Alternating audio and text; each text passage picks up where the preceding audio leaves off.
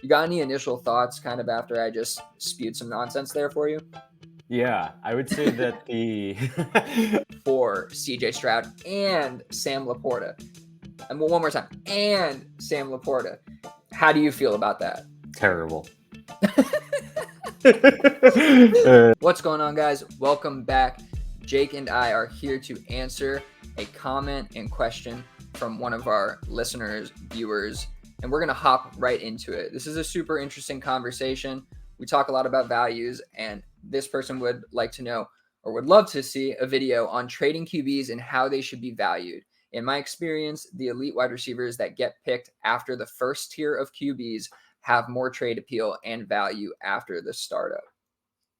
This is a really interesting concept, and the first thing that I kind of thought of was some of the quarterbacks that you end up picking in the back end of the first round of your startup are not always the most secure quarterbacks. Like we've seen Justin Fields go in the past. We've seen, Kyler Murray go in recent history, and he's definitely holding much more value than a Justin Fields would. But I still think, just on the face of it, if you look at it, like the wide receivers have held more value than some of those quarterbacks that get picked. You can even see an Anthony Richardson potentially falling down that same path, right? Which anybody on this podcast would definitely be on the side of believing Anthony Richardson is not going to fall down that path. We really hope they don't. I'm sure some of us have invested a good amount in Anthony Richardson in the DU world, but we have to acknowledge that could definitely happen. So you can see how the elite wide receivers maintain value maybe better post draft. But for me, I think, the question is also interesting because we tend to think of the first round, the elite. I'm saying first round because I'm thinking of the elite quarterbacks, the elite wide receivers. So, first, early, second round players. Once you draft them, you're like, these guys are worth the world, right? They're worth 4, 5, 6 first round picks. But are they really? Like, are they ever really worth that? And do you ever really get that value? And just from like a high level perspective, I feel like they're not always worth as much as maybe we think, or they are worth what we think, but they're worth more on our team because it's very unlikely we're going to get that market value for them. So that's kind of just where things took me when I first heard this question. I do want to get us into more kind of player specific talk. We'll dive into some trades that I've pulled up. But Jake, you got any initial thoughts kind of after I just spewed some nonsense there for you?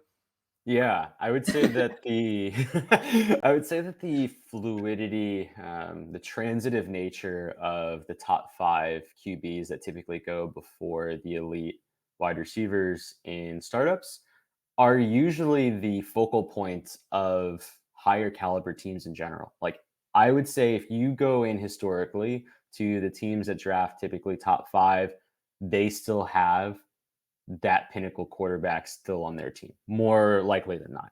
The only situation that you would see otherwise is probably the same situation that, like a Lamar Jackson or a Joe Burrow typically fall into.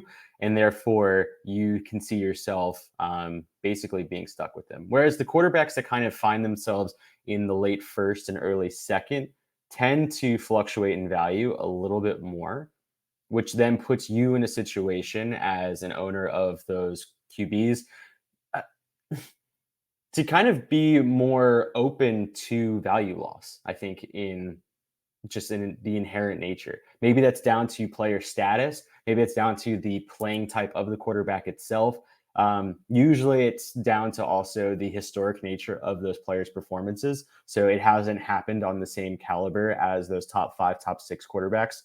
And so you really are kind of paying for the ceiling rather than, a really, really high floor, which is what you really do get out of your top 5 or 6. And then when I think about kind of the overarching dichotomy of the relationship of wide receiver to quarterback in that range, I also think of how those wide receivers windows are also a little bit smaller. So, you have the idea of a wide receiver window of probably being about somewhere between 8 to 9 years, at an elite level, probably 7 of those 9 years.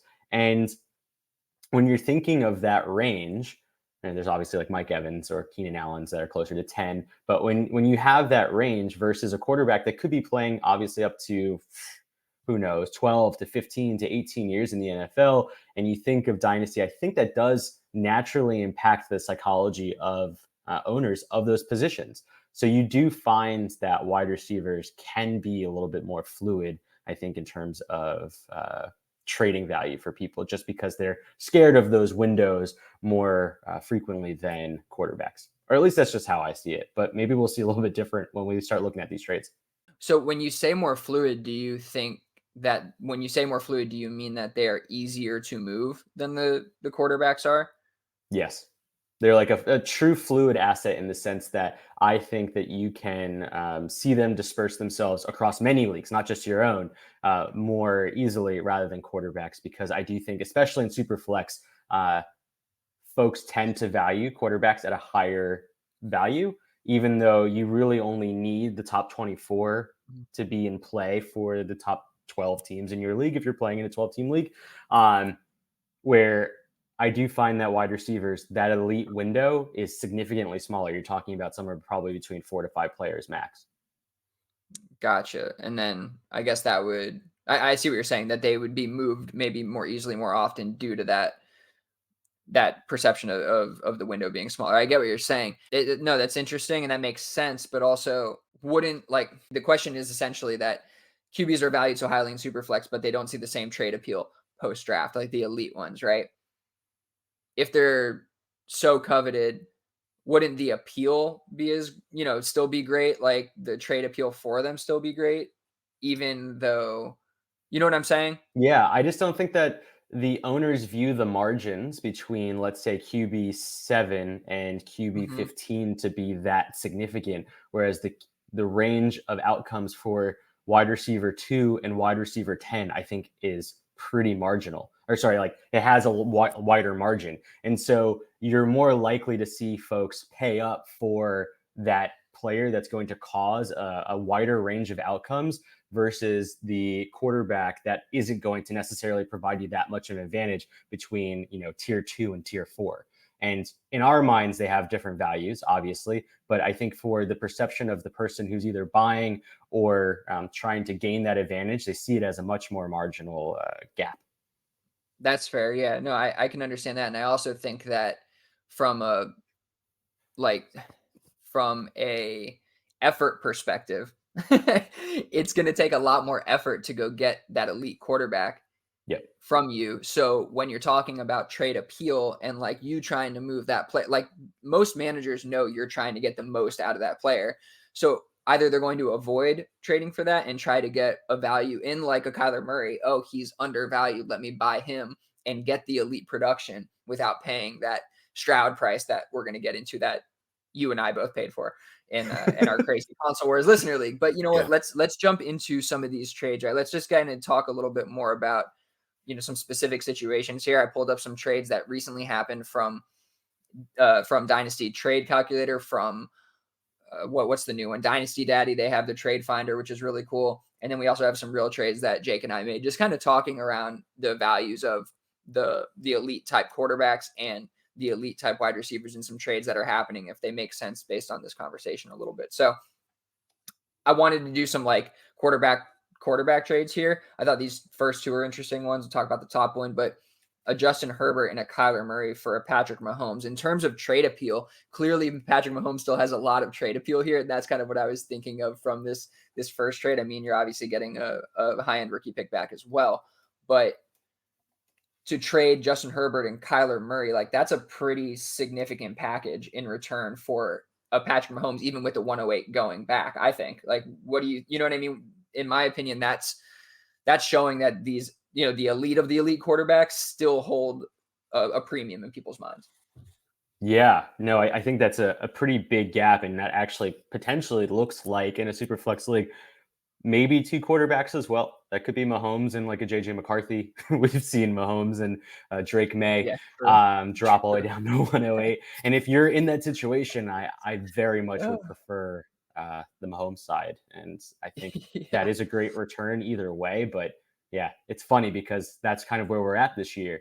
you can find yourself another high-end quarterback at the 108 in this current rookie draft.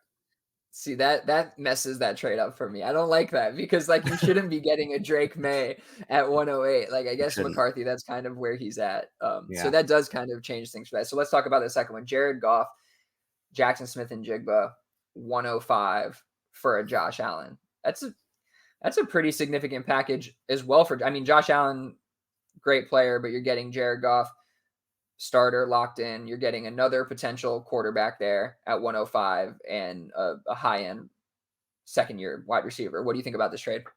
Yeah, this is one of those where I don't know the points per game margins off the top of my head, but I do think Mhm. that Josh Allen with his rushing touchdown upside, I think probably in a normal 4 point per touchdown QB league, you're talking probably somewhere between 4.5 to 6 points in difference points per game for Josh Allen to Jared Goff.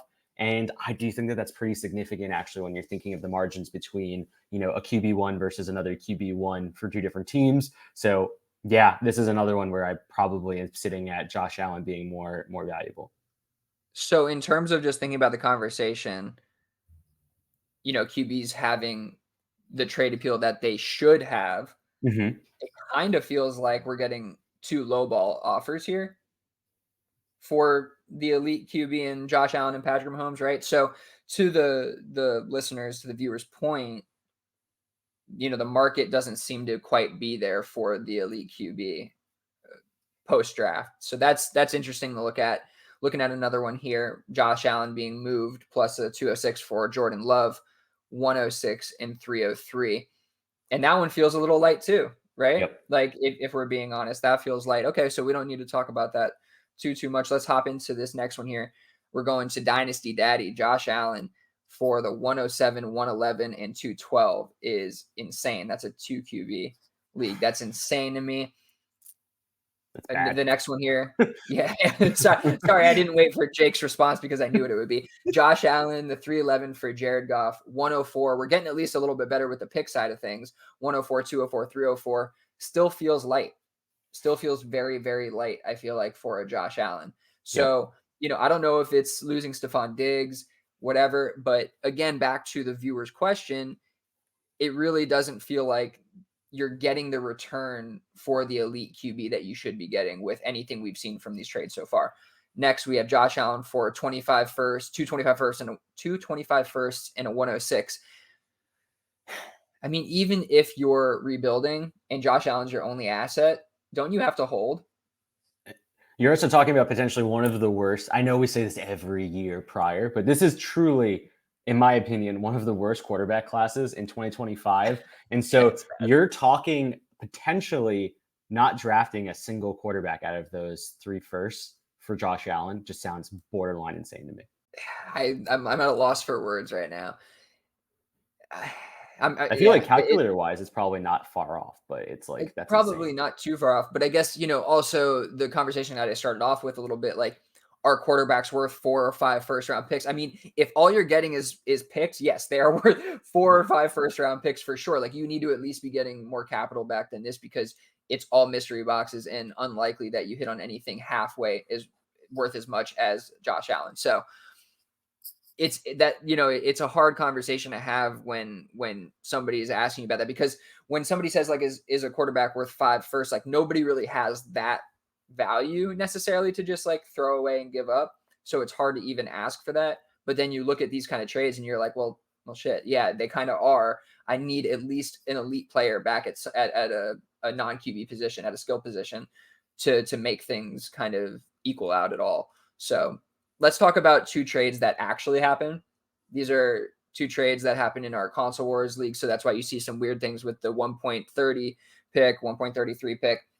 It's 36 teams. So if you just divide it by 3, that's what the actual pick is, the easiest way to do it. But just talking these through here a little bit. I'll talk about mine first because it's mine and I know more about it. But the bottom one here, where I traded Geno Smith, T. Higgins, Drake London, Isaiah Likely, the 1.36 versus the 1.12. I won this league, and the 2.36, the 212.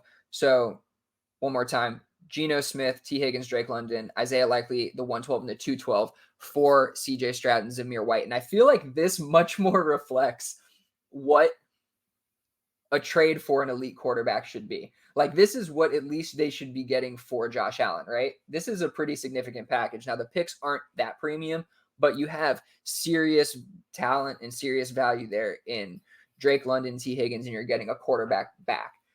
I mean, we've talked about this trade on the main show, but in terms of this conversation, do you feel like this is more what we should be looking for in terms of a return for an elite quarterback? And I'm the one buying the quarterback here, by the way. Yeah, when it happened, I still thought it was actually relatively low, just because of the way in which it provides return to the seller of CJ Stroud. I just don't know if they're getting truly enough for that quote unquote elite quarterback. They are able to kind of solidify the rest of their roster, which you can definitely find marginal gains there.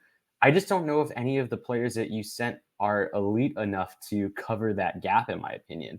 Drake London is still, a perspective viewpoint. We're trying to be as positive as we can. Like the projection is obviously high. Same thing with T. Higgins. Like, there's talent there, but it doesn't actually land in the same elite quarterback space as a CJ Stroud, in my opinion. And I think probably calculator wise, this is another one that probably is pretty close. Yeah, I mean, I think that this is a pretty solid deal for an elite QB, especially if you're in like a rebuilding type period and you're not like going to win. I mean, these pieces could be contending pieces as well. I'm not saying that, but I'm saying that this offers you a lot of liquidity, I think, in terms of like if you want to go and then flip Drake London and T. Higgins and flip the 112 and flip Geno Smith, like you could really build up a lot of value in, to head into the future. So, and I know for a fact that that's what the other team was kind of doing here.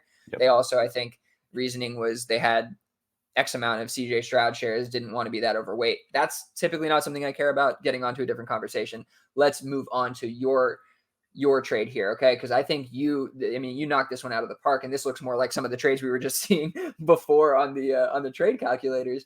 But you sent the 101, the 130, the 110, yep, the 111, I guess that would be, the 201, and the 212, essentially, or 211. Sorry, 211. Mm-hmm. So one more time, the 101, 110, 111, 201, 211, and a 25-second for CJ Stroud and Sam Laporta. And one more time, and Sam Laporta. You can remix. Honestly, that'd be a good remix. But this is just this is an insane deal to me. And this happened. I mean, you could. I don't have the date for yours, but mine happened in April. Jake's happened just before the draft, so in May. And the reason I'm saying that is because I feel like I kind of set the market on CJ Stroud, and then Jake got in there and kind of undercut the market value for CJ Stroud and got him for a much cheaper. So yeah.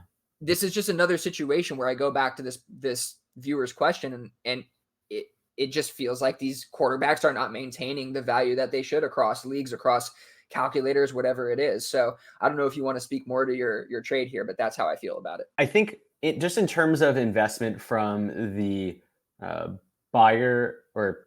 drafter of CJ Stroud, I think they made a pretty fair profit in both trades. If you think about where they probably were able to get him last year, somewhere in that 104 to 106 range. And that's fair.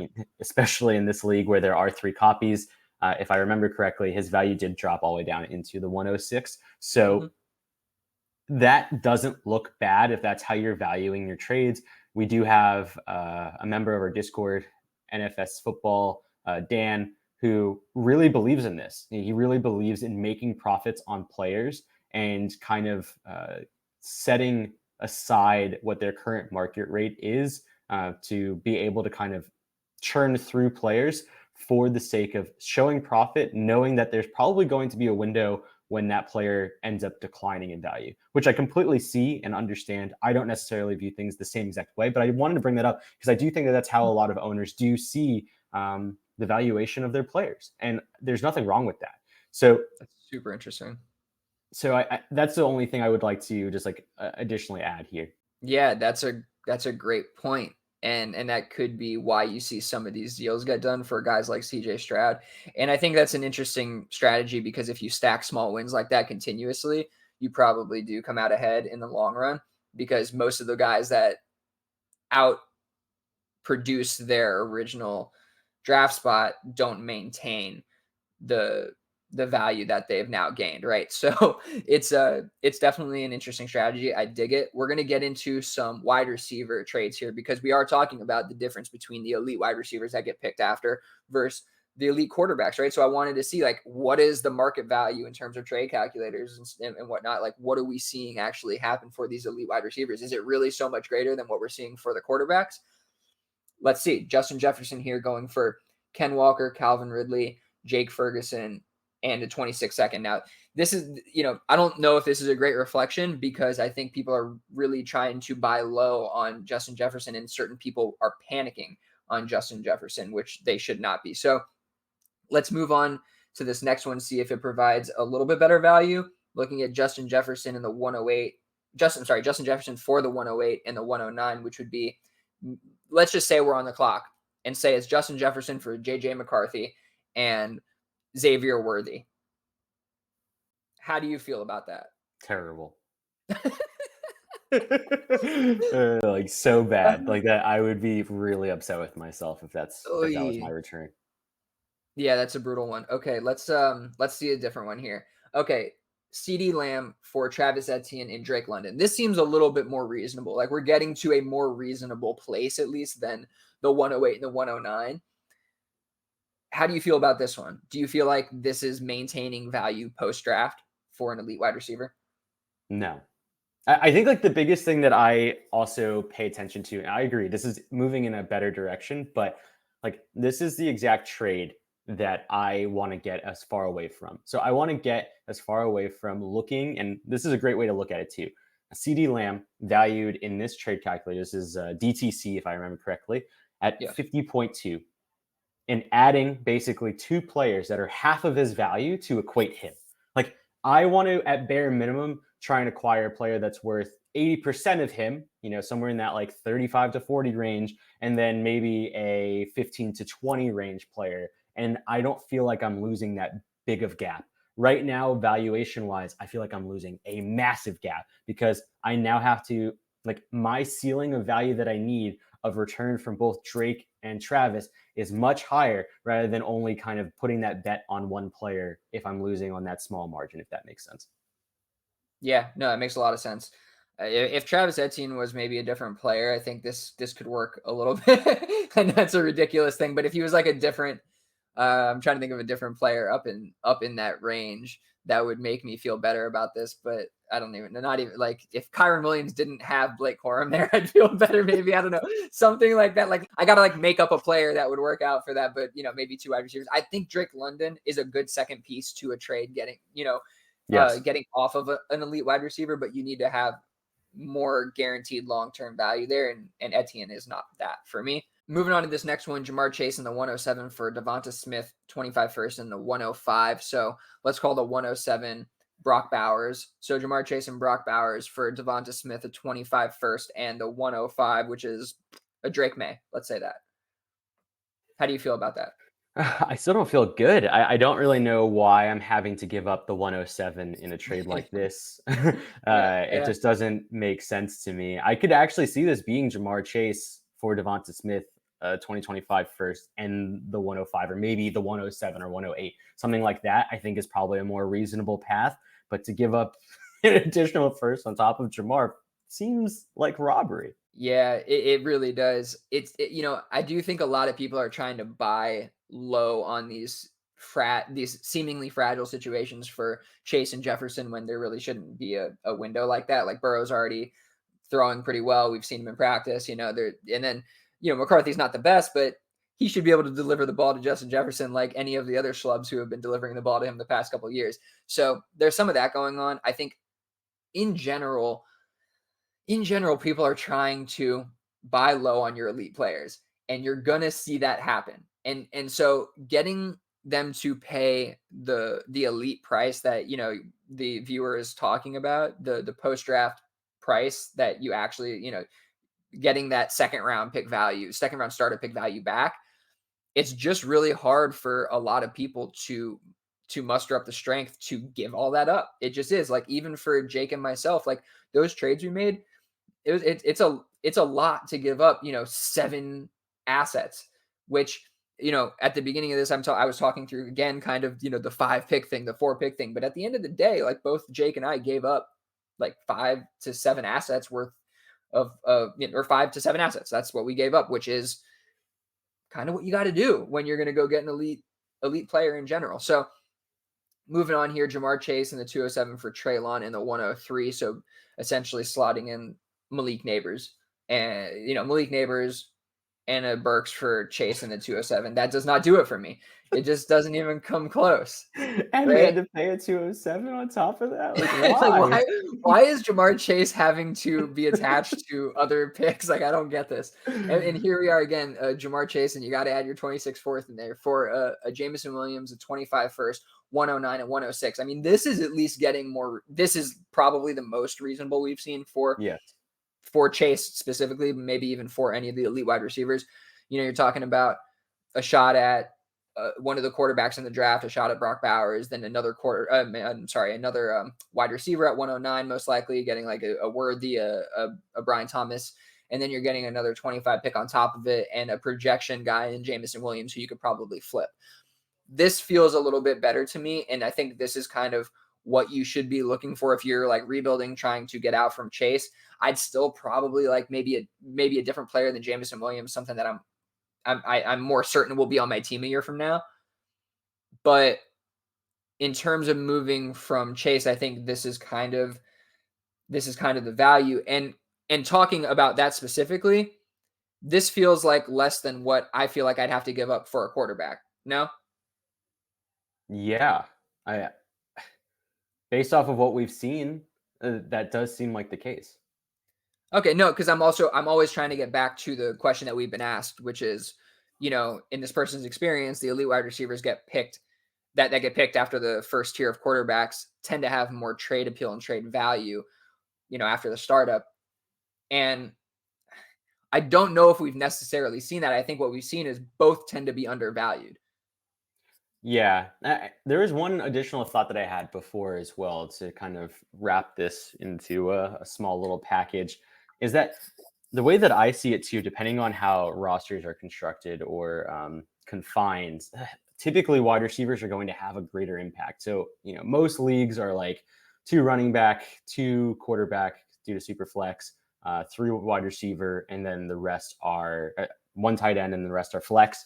And in a situation like that, you really do see that the wide receivers probably have a much greater impact on the team itself. And when I say that, I don't mean like 1 slot versus 1 slot. I just mean that there are more available wide receivers to be available into your team. Therefore, there's in the market itself, they're more open to the public in that way because a team is going to need more of them to succeed. Now, the margins that you gain off of those wide receivers, I also think is kind of advantageous to you as the seller because you're in a situation where maybe those individual margins that you gain from each player that you're getting back can actually support your team in a larger window. So I think the way in which you can kind of compare the way in which you're getting value in return is actually really beneficial for you as the seller of an elite wide receiver versus an elite quarterback, because you are talking about only 2 positional slots that are being impacted by that position. So you're really looking at almost like a direct swap. Now, when we think about the trades of like Josh Allen for Jared Goff and a couple of firsts or something like that, it really is important to think like if your QB2 was already dilapidated and you really were just working with not Jared Goff, you were just working with Josh Allen, like maybe that is a situation where getting the influx of 2 quarterbacks that are now startable is worth that fear. I just don't know if it is for me, but regardless, I think that like the circumstance of the wide receiver being potentially a start 5 or even start 6 in your team makes them more maneuverable, more fluid for other people to want them versus basically a stuck in place 2 situation with 36 starters in the league. Did I do that right? Jake 32 starters in the league, 32 starters in the league. There we go. Yeah. Perfect. You fix it. I can cut it. Yeah, Jake thank you. always coming.